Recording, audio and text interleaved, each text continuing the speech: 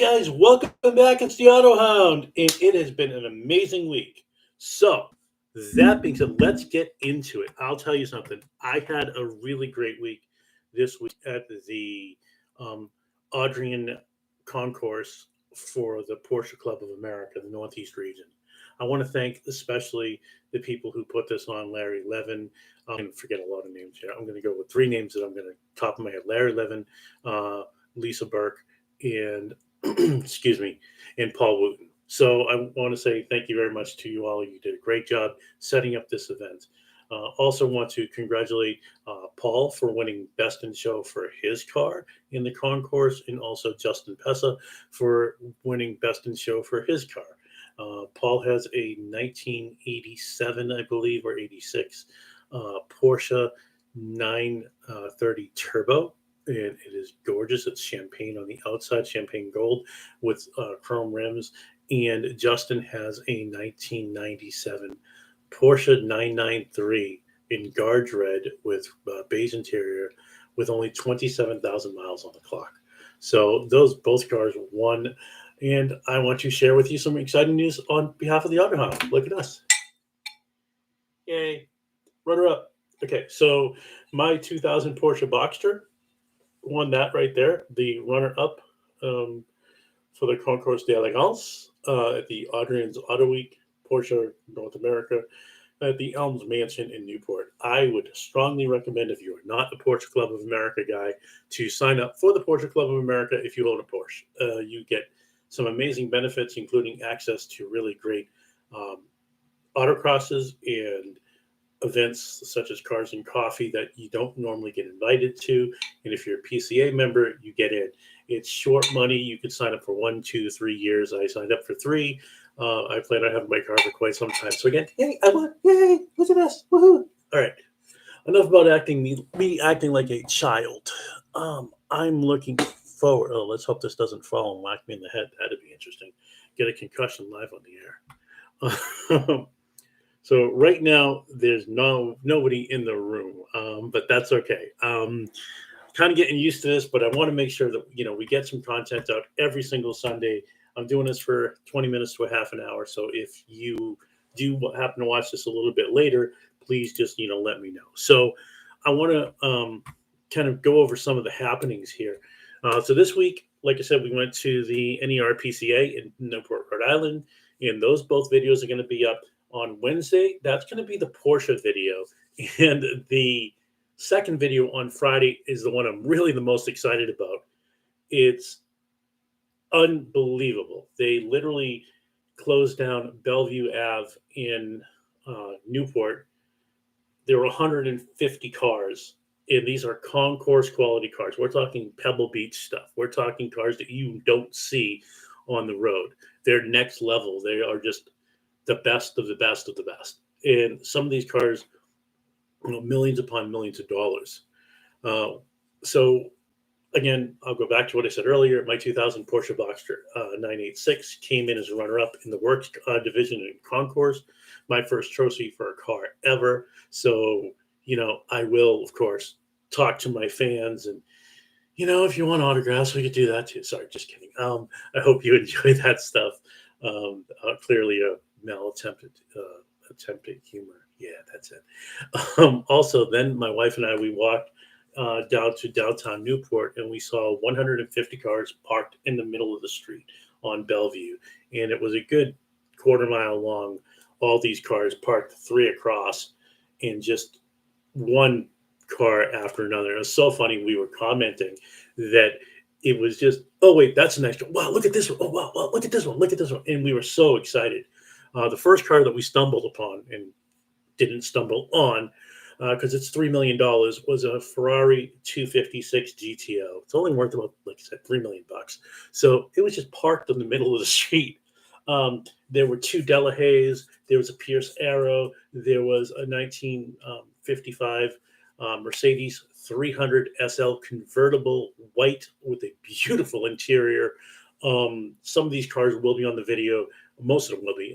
Some of the volume at the end of it got cut off because my microphone was under my jacket, and I didn't re-record it because I wanted you guys to hear the cars driving away. So if you don't know what a car is, you could always ask me, and I'll be more than happy to do that and just let you know what it was. So that's kind of that part of it. Then we went into the Newport Tennis Hall of Fame, and so it's the Hall of Fame for professional tennis. And we walk in, and as we're walking through this archway, you come in to a little courtyard, and on the left-hand side was a blue Pagani Huayra, and on the right-hand side was a gray Pagani Huayra. Well, gray is silver. Unbelievable cars, and those were flanked in the back by a bunch of Porsche 992s and 993s, and a Porsche 992, the Porsche RS2, the RS3, RS, just amazing cars. I'm losing my mind here just thinking about how amazing these cars were. Then on top of that, we went further back into where the tennis courts are. And as we walk in, there's an older car there, and I don't want to misspeak because I don't remember what it was.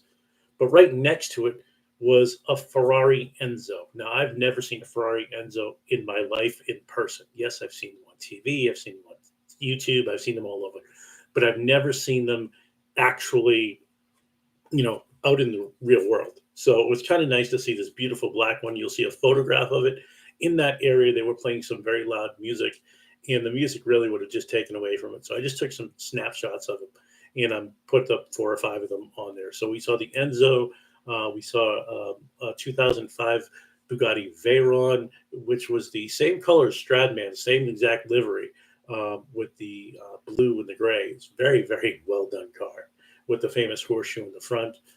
We saw a McLaren Speedtail, a McLaren Sabre. We also saw a McLaren P1. As we came around, we saw the new electric Hummer, which I thought was huge. It was massive. I didn't get a look inside. I just took a quick picture of it. Right next to that was a 1971 or 1970 Pontiac GTO Judge, an orange one, and I saw 2 of them that day. 2 orange GTO Judges. Those are $1 million cars all day long, and they just out on the street, and you could walk up to it and touch it. So car prices are getting crazy. Then we went further into the car show. We saw the Lamborghini Aventador, the Lamborghini Murcielago, the excuse me, the trying to think what else was there. Just unbelievable amount of cars. We saw a Ghia from 1955. Really, really exotic and amazing cars. We were very fortunate to meet a bunch of nice people. Oh, my wife is just saying hello. Hello, hon. Hi. There we go. So saying hello to Ginny, which is my wife. Ginny actually makes a great appearance at the beginning of my first video this Wednesday, and she did a great job. It was 5:30 in the morning. She's a trooper, and I'm not just saying that because she's online looking, on the computer here. She was a real trooper, getting up that early in the morning, going down to support my habit of loving cars. I could have way worse habits. Saw a lot of good people down there. We met a very nice gentleman by the name of Sean and his little 6-pound or 4-pound, I think it was 4-pound dog, Love, Love. Yes, the dog's name was Love. And there is a little quick video snapshot of her on the video this upcoming Wednesday. So everybody will see Love, and you'll see what an amazing little dog she was. She's this big, absolutely adorable. So that's that. So let's chat about a few other things. Let me just pull up my little reminder. Usually I go through this half off, half on. So I want to make sure that we have everything. As I mentioned earlier, there had to be over 100, maybe 150, $200 million worth of cars there for that day. It was unbelievable. Just to see all of these cars and kind of in their natural habitat, not, behind some closed doors and, oh, you got to get into this place or this place. We really had a great time. So I also want to talk to you. I'm building with my wife, we're building a Bugatti. And there was more about that later. And there might be a hint in this video if you could actually see it. Hint, hint, hint. Oh, my shoulder. Over there is my my flags. This is my Masters flag, my Pebble Beach flag, my Caledonia flag. Masters I've always wanted to play. So if you know anybody with a hookup down in Augusta, Georgia, that could get me on the course, I would be your friend forever. Pebble Beach, I played it one time. Amazing golf course. Highly recommend it. And Caledonia is my favorite golf course down in Myrtle Beach, South Carolina. Part of why I love golf is because a lot of it is about cars. Um, Next year, my intent is to go to the Amelia Island Concourse, not with my car because it just sadly be outclassed. But I mean, these are just, again, Concours quality cars that are just unbelievable. So let's kind of get into the Concours part, which I was part of in Porsche. There are two types of concourse. There's a concourse where everything on the car is rated as original. My car is not original, so I entered into the works division. So they did, this worksheet of, how they would score it and whatnot. It's either excellent, good, or fair. And so we finished as runner up, which was really exciting. And I'll kind of go through it a little bit with you. The first thing you need to do if you have a car show that you're ever going to go to and you want to win or get at least show or something with it, you need to make sure your windows are spotless. My wife remarked the other day on our way home from Newport, she really didn't think the windshield was in front of us. That's how clean the windshield was. You have to have a spotless windshield. So what you do the night before the car show, do the inside of your car up. Completely detail it the best that you can the night before the show. Clean the window, wipe down everything, get all the dust off, vacuum the carpets, get underneath the hood, underneath the trunk, and you want to make sure that you wipe on the inside under portion of the hood. 1 second, I'm just going to stand up. I'm going to grab a car. So this is a Boxster. So first thing you want to do is right here, you want to make sure everything inside this little section is all clean. You want to make sure underneath right here is also all clean. Make sure you wipe everything down in here. Wipe everything down in here, including inside this little hitch right here where the hood catches. Because if you see a lot of dirt in there, that's bad. Grease is okay because grease is part of what this does. It has to open and close, so you don't want to wipe the grease out, but you certainly want to wipe any dirt out that you see there. See that little wheel right there? That wheel right there needs to be spotless. So if you have a spare tire, that needs to be clean. Take the spare tire out, clean under it. Detailing a car means the details. Anybody can clean a car, not everybody can detail a car. The next thing you want to do is you want to get inside the car. Inside the car, you want to make sure you get inside this little door jamb right here, along the door sill, and then back coming up where the B pillar is on the car. This is the A pillar. Clean inside here, and wipe down all of the rubber on the inside of the door that seals your car from the elements. Then, as you get further into the car, you'll see you want to get the floor clean. I'm working on getting this done. Oh, look, there's a tire. I'm really tired. Sorry, dad joke. So right here, you want to make sure that you wipe down all of these seats, make sure everything is clean, and get that windshield to be spotless. You don't want a single dust, nothing on that the night before. Make sure you get the binnacle, which is where the dashboard is right here, and it's where the speedometer is, the tachometer, your oil pressure. That's called the binnacle. And inside where the binnacle is, you want to make sure that that is also clean. So get everything, get a Q-tip, get inside the little vents, clean that out really nicely. Then you get into the trunk of the car. Sorry, this one, the trunk doesn't open. However, inside the little clamshell right here, you want to make sure you clean all this because if they have you should open this should be spotless. Everything on the car needs to be clean. Now, speaking about tires. This tire right here, you want to make sure every little detail is cleaned off on this tire. This has a bunch of little grommets in it, in rivets. Those all need to be cleaned. Inside the lug nut holes need to be cleaned. So when you're cleaning these things, you also want to make sure about the back. So you take a long brush and you scrub inside the actual rim inside the wheel well so that that's clean as well. Be careful not to puncture your brake lines. That's important. No puncturing of brake lines. That's bad. So that is how to at least prep your car. When you get to the car show, you want to make sure that you bring a bunch of things with you. You want to bring wax, like instant spray wax. It's called Best in Show by Griot's Garage. I actually like it. Also, I use a final detailer, which was my first one. That's my first coat that I wiped the whole car down with. Then I did a Best in Show wax. The car was glistening. It looked really, really nice in the sun. You want to bring lots of glass cleaner, and you want to make sure that you bring a spray bottle of water, 16-ounce bottle of spray water.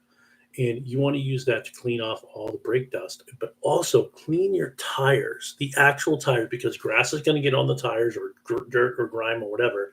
And you want to spray the tops of the tires off and make sure it's all clean on the top. Judges appreciate that. And then the next thing that you want to do is you want to tire shine your car if you're the tire shine person. But no matter what, the tires should be clean. If you don't want tire shine, you don't have to have tire shine. But make sure, 3 times I said it, make sure that you get your tires to be clean. Nobody wants to see grungy tires. That is how to detail a car in, a 3-minute soliloquy here. I will actually be doing a full deep dive into detailing over the winter when we don't have enough outside content because it's going to be freezing here in Boston. Let's see what else. I would also recommend that when you go to these, be nice to everybody that comes over to your car. I've been to a few car shows as of late, and for the most part, the car community is a fantastic community to be involved in. If you have an opportunity to go to a car show, go and enjoy it. But there have been times where you walk up to somebody and they're rude, snippy, snipey, doesn't matter. They're just not nice people. Those are people that generally don't win at these car shows. And they don't win because they don't have a personality. They go with the cleanest car, and it just something detracts from the fact that it's the cleanest car. They have the worst personality. And judges like people who are nice and genuine and honest. If some little kid walks up to your car, please let them sit in it. Let them sit in it. You don't have to have the nicest car in the world. Some kids, they don't want to sit in a Porsche. They want to sit in a Subaru WRX, or they want to sit in a Honda, Civic Type R. And eventually that's going to be their dream car, because remember, in 30 years, you're going to be a much older person, and this kid is going to be able to buy the car that he sat in when he was 9 years old. And could you imagine nothing better for me is that if I let somebody sit in my Boxster, they go out and, in 30 years, oh, that guy, I remember years ago, he let me sit in his car. And it's just a seat. It's not going to hurt you. It's not going to hurt the car. Sure, it gets a little dirty inside. You wipe it off after they get out of the car. Big deal.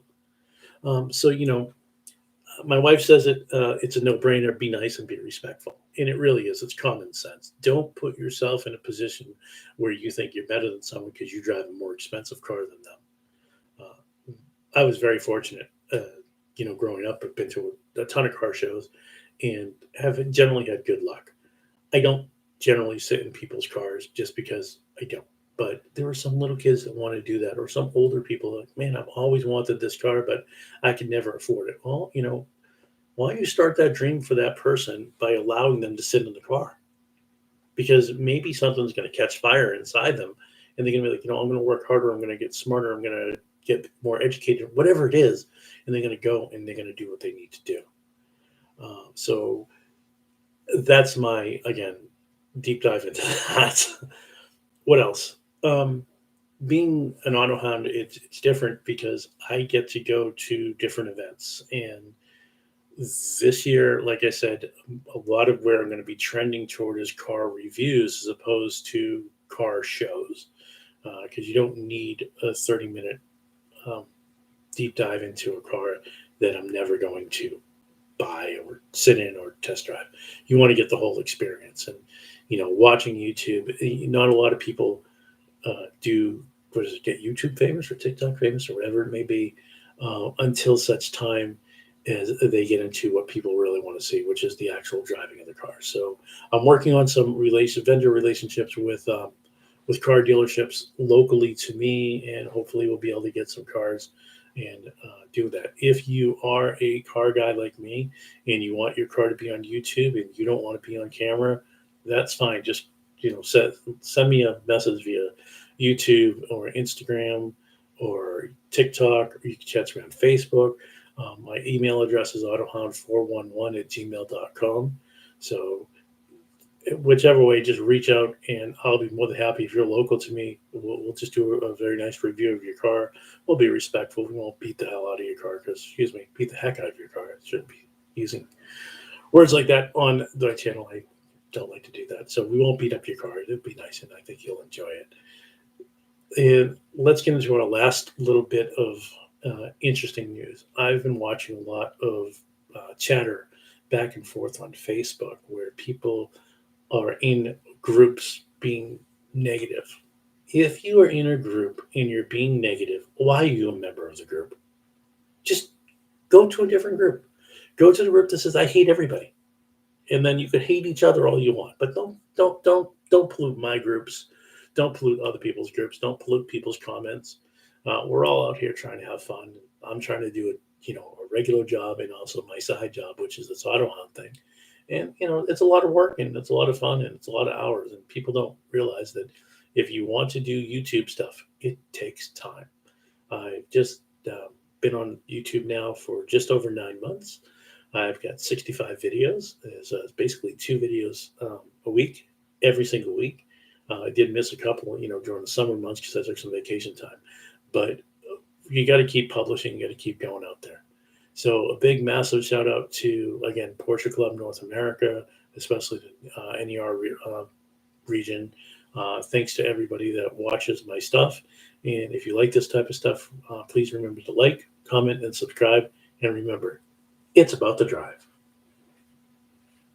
And how do I shut this off? Yeah, we got to stop this now. End stream. There it is. Okay, bye.